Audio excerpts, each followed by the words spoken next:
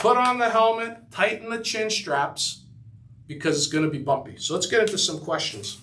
Buy within limits, but as more inventory comes to the market at a lower price, I highly believe that bidding will start again, even with higher rates. Well, the thing is we're now seeing some lenders notify us that rates are going up again.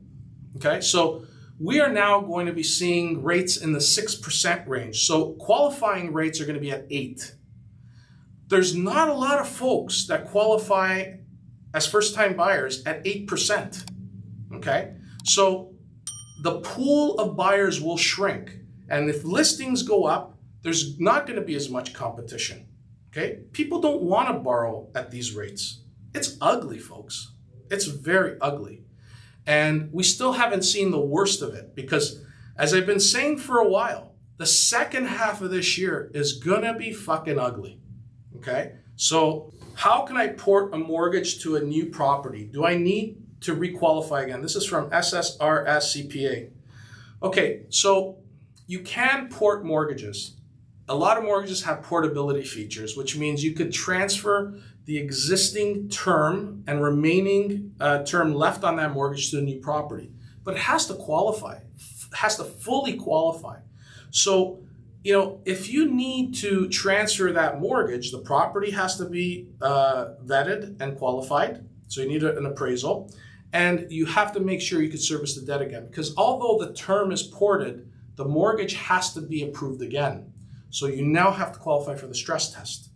And they will qualify you on the stress test rate, not necessarily the contract rate. Okay, some lenders have some provisions in there that might give you a break, but for the most part, not everybody transfers the same amount of money. So they're going to need new funds or additional funds to add to the ported mortgage, because usually people move up. When you sell and buy, you got real estate fees on the sale, you got land transfer tax on the purchase. So there's always a bit of extra money if people don't have cash lying around to make up the difference. So there's always a blended component, and that has to be qualified at current rates. So always be wary on how that works and understand how your lender processes portabilities. Always make sure you fully understand that. Can there still be inflation in a recession? Taking that in mind, will we probably see higher interest rates?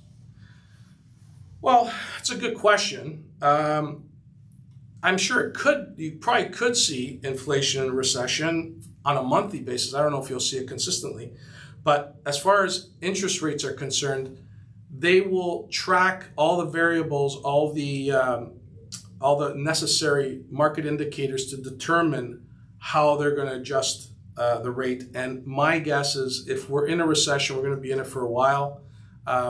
Duration is really going to be key here. I don't think this is going to be a short period of time at these high rates. I think we're going to be in it for a long haul.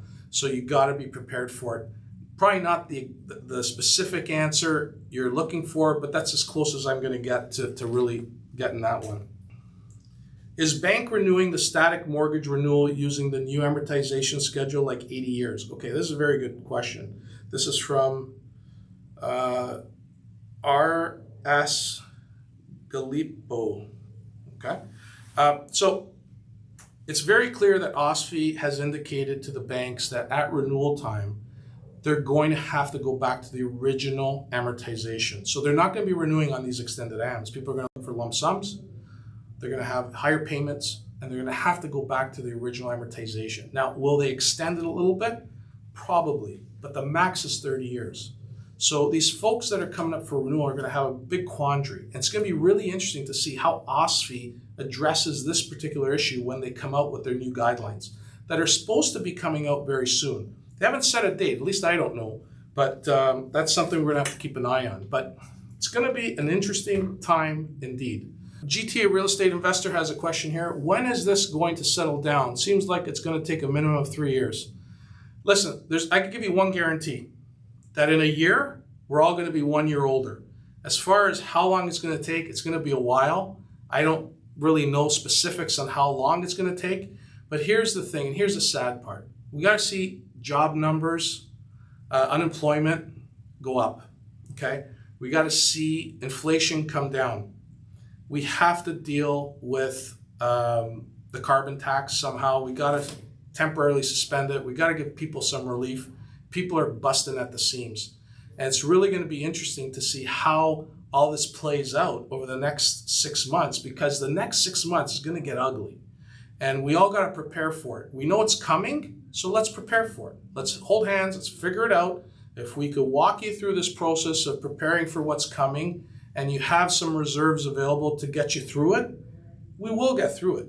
And, if there's anything I can do to help, we'll be more than happy to do so. Kazette 067, can we get an update on private mortgages as a lender? What are the rates? How's the risk? Okay, so every situation is on a one-off basis. As a private lender, what I try to do is I really want to know what the loan to value is. I want my appraiser to go out and value the property. I just don't take anybody's appraiser. I really need to know that the appraiser doing the work is somebody I'm comfortable with and points out any red flags that I should be concerned about. And the loan to value is critical, but also the exit strategy. How am I going to get out of this private deal? It's one thing to get in it, but before you should get in it, you got to know how you're going to get out. Okay? I'm not here to take anybody's property. I'm not here to get anybody in a mess. I just want to understand what the plan is, because any private should be a bridge or a band-aid solution. It's a bridge to get you where you need to get to, or a band-aid to solve a problem that's basically temporary and just something that you couldn't plan for. But you have a strategy to get out of it, okay? And if there's no strategy or plan, why would anybody do it private?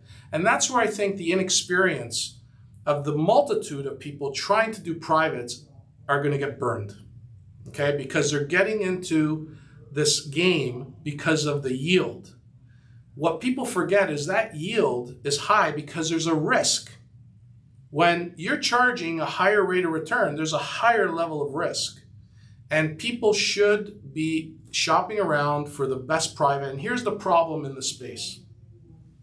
People who need privates are people that are in a bit of a jam. People that are in a bit of a jam don't like sharing their problem, don't like shopping, because they don't like retelling the story. But it's very important you run into the right private lender that's there to help you and graduate to the next level and points out how we're going to get there. That's the key. So make sure you're dealing with someone who's there to help, guide you through the process, and make sure you could graduate to an alternative lender, a prime lender down the road, okay? Subscribe, give me a couple likes, ask some questions. I thank all of you for getting us to the 1,000 subscriber mark. I think we've surpassed, I think we're over 1,500. So thank you, thank you, thank you. And again, be kind to those around you. If you have the resources and the opportunity to help somebody in need, do so. There's a lot of people struggling in silence, and it's imperative that we all do our best to help those around us. And if you have an opportunity to buy somebody lunch, a drink, help in any way possible, please do so. Have a great day, and we'll see you next week. Take care.